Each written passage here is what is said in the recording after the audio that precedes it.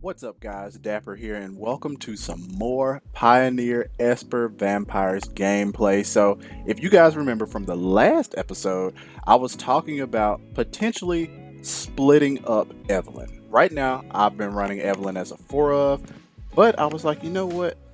Evelyn, when she comes down, she's a target, and perhaps there's something better in Pioneer given all of the things that are in Pioneer. So right now I have started testing two Blood Baron of Viscopa, and let me tell you, this thing is legit, folks. Absolutely legit. So right now, let's get into the gameplay. This is going to be game one. Let's see what we can do with mono white humans.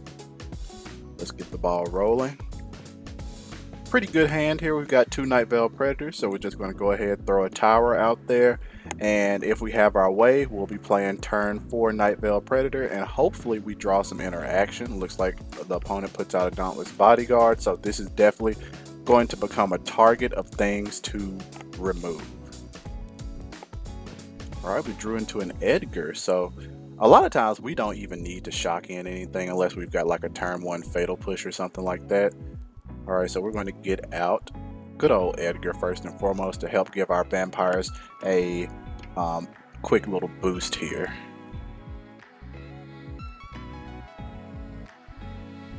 Alright, Dauntless, they're not going to attack in.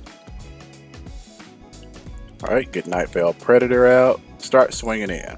So the thing about Edgar that I really like is that I'm really not afraid for Edgar to die, because unless he gets exiled, he's going to come back.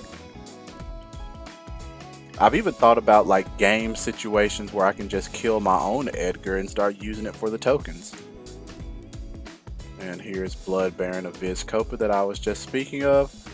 Lifelink, protection from white and black. This is the type of house type of card that I've been wanting to find for the deck that'll work well, since now I'm generating more mana since I've included 25 sources.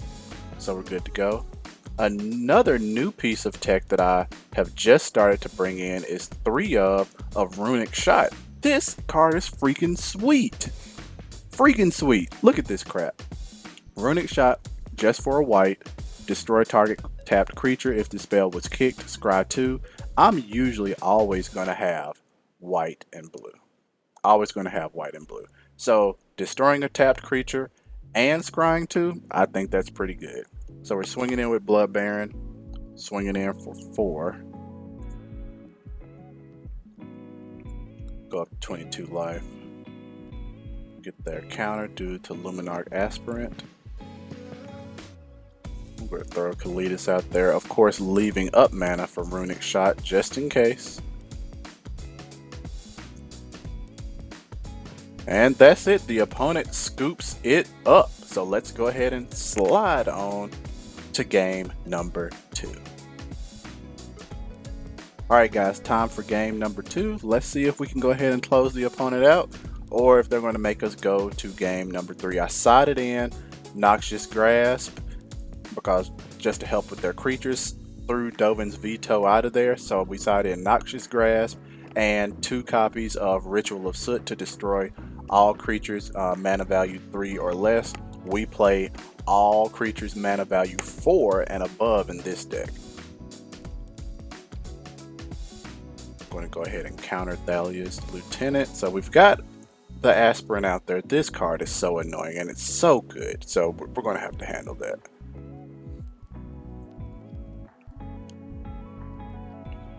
Let's go ahead and let our opponent think that the coast is clear. They're going to be rocking with the 5/5 over here. Let's go ahead and Noxious Grasp this guy. Opponent hits us back with the Brave the Elements. Give their creature protection. That's a fantastic card. I should have saw that coming. I'm going to Noxious Grasp it now. Vanishing Burst. No creatures on the battlefield. Let's see how they build up. Swinging in with Beautiful.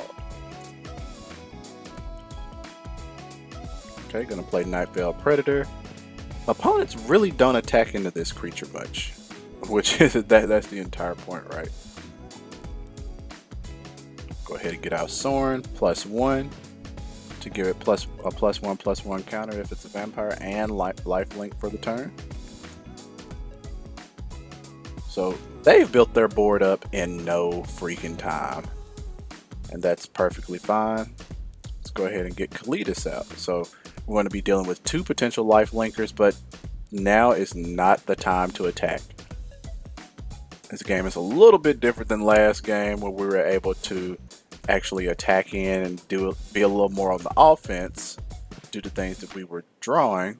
So we're going to go ahead and get that Luminarch Aspirant out of here, create a zombie token, opponent, Brutal Cathar. They're going to take Kalidas, which sucks. Let's see if they're going to attack in. They're not attacking in either. We're going to cycle away Rafine's Tower.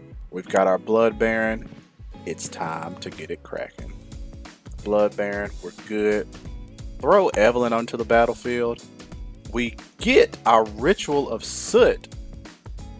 So we're going to be able to cause a little havoc. So we just have to survive this turn. So let's see what the opponent does. They're going for it. They're like, we're going to make something happen. Alright, so this is going to be a very interesting block here. So they're swinging in with Thalia, Hopeful Initiate, Extraction Specialist, which got them to get a creature from the graveyard. This card is freaking great. Adeline, Brutal Cathar, and the token that was generated. So they're swinging in with some power here. So let's go ahead and get our blocks in here. Was going to block with Evelyn, but I don't have time for them playing up planes and like doing some extra damage or anything like that.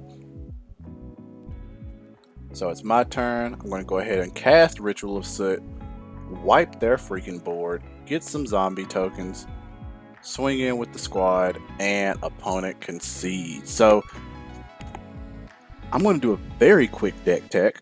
The sideboard has not changed at all, but the main board has changed just a little bit, and I want to show you guys some of the changes that I've made. Alright guys, so we're taking a look at the deck again. So last time I was playing 2 copies of Bright Climb Pathway just to kind of levy out this mana base, which has been, the mana base has been in flux, but I decided to go ahead and swap those out for some isolated chapels. Just gives me better return, and it's been a lot better. It's been a lot better to be able to get lands that come in untapped, and the pathways would, but being able to produce multiple colors, that's the huge part. So we're still rocking with the same 3 creature lands: Hall of Storm Giants, Hive of the Eye Tyrant, Shambling Vent, and then we swapped all of that other junk out for that good old isolated chapel. Swapped out the Pain lands for 1 Shipwreck Marsh, so that has been paying off really, really well. Then in terms of the interaction package, we've also modified this a little bit. We're just going with 3s. We've got 3 Runic Shot. Destroy target tapped creature if the spell was kicked, which the kicker is blue. So for a blue and a white, you can destroy and scry. Beautiful. Fatal Push. We know what that does. Make Disappear. Dovin's Veto. 3 Vanishing Verse. Then the Creature and Foolishness package. First and foremost, 4 Sorin Imperious Bloodlord. You gotta play this in your vampire deck. I've thought about doing 3 in like one of the white-black Sorins. This is just the best one, so why not? Then of course the usual suspects: 4 Kalidas, 4 Edgar, 4 Predator, and then we're doing the split now, which I think this is the split, because the thing about Evelyn, those cards that she exiles, if she's not on the battlefield, those cards are just lost in the ethos. So splitting it up with another powerful vampire that gives us lifelink, pro white and pro black, that is huge given all the junk. Greasefang, Parhelion, like this guy can have flying if I have more than 30 life. This card is going to prove to be pretty freaking sweet. And then Evelyn is not bad. Will Evelyn kind of make it in the final version of this deck? I don't know, but she is still really, really good right now. So we got 16 creatures, a solid interaction package, our Planeswalker. The mana base, I feel like, is starting to level out. I think it's starting to level out. So if you guys see anything in this mana base that you feel like is stupid, or anything of that nature, definitely let me know. And I hope you guys enjoyed the gameplay versus mono white humans. Until next time, I'll holler at you, and thanks for watching.